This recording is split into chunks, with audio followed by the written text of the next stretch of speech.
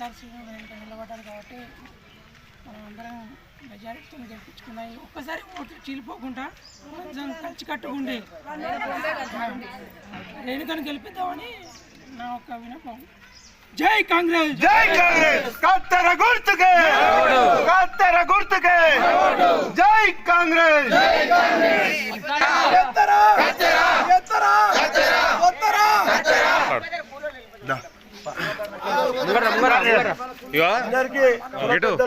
గ్రామ ప్రజలు గ్రామ ప్రజలు ఊరు అవుతాలని కాదు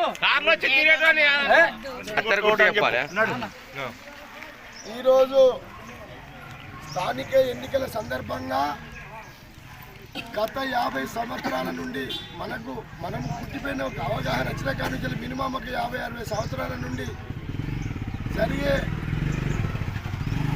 ఎలక్షన్లో ఏ రోజైనా మన బీసీ బిడ్డలు చాలా తక్కువ, మన బీసీ ఓట్లు చాలా ఉన్నాయి.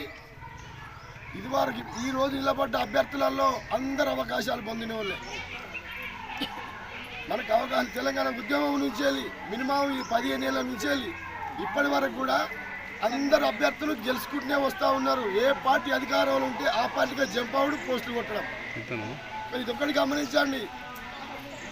ఈరోజు జల్తార్ శ్రీను వాళ్ళ భార్య రేణుక ఈరోజు నిలబడ్డది బరిలో.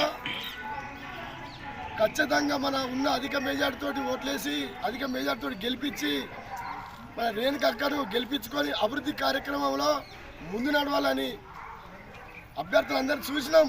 ఇదివరకు ఉన్నోళ్ళు ఇప్పుడు ప్రచారం చేసిన అందరూ అధికారంలో ఉన్నోళ్ళే. ఇదివరకు ఎప్పుడు ఏ రోజు వీళ్ళకి అవకాశం రాలేదు మనకు. అందువల్ల ఈసర గ్రామ ప్రజలందరూ కత్తెర గుర్తుకు ఓటేసి అధిక మెజార్టీతో గెలిపించి బండి సీనను గెలిపించుకుందాం. బండి సీన భార్య రేణుకని గెలిపించుకొని గ్రామ పంచాయతీలు కూర్చోబెట్టి ప్రతి వార్డులో అభివృద్ధి కార్యక్రమాలు నడిపిద్దామని కోరుకుంటూ జై కాంగ్రెస్, జై కాంగ్రెస్, బండి సీనన్న గారి నాయకత్వం, బండి సీనన్న గారి నాయకత్వం.